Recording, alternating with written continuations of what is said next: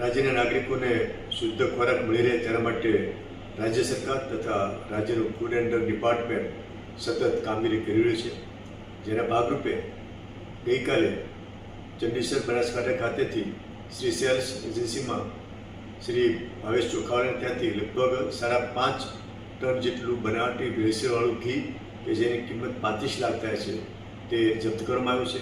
ત્યાંથી 2 ઇનામ નમૂનાને ટેસ્ટિંગ માટે મોકલવામાં આવેલા છે.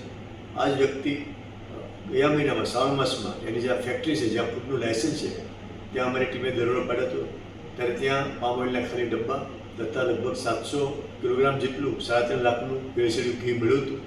અને આ વ્યક્તિની મોડસ ઓપરેન્ડી આ ફેક્ટરીમાં ઘી બનાવીને અજ્ઞાત સ્થળે કોઈ લાયસન્સ ન હોય એવી જગ્યાએ ગોડાઉનમાં માલ શિફ્ટ કરતા હતા. અમારી ટીમના વોચમાં હતા અને ગઈકાલે અર્લી મોર્નિંગમાં દરોડો પાડીને આ મોટો જથ્થો ત્યાંથી પકડ્યો છે. અને આ જે મોટો ભેળસેળનો જથ્થો જે છે તે આવતા તહેવારોમાં માર્કેટમાં વેચવાની ફિરકીમાં હતા અને મીન ટાઈમ અમારી ટીમે એમને પકડી લીધેલા છે.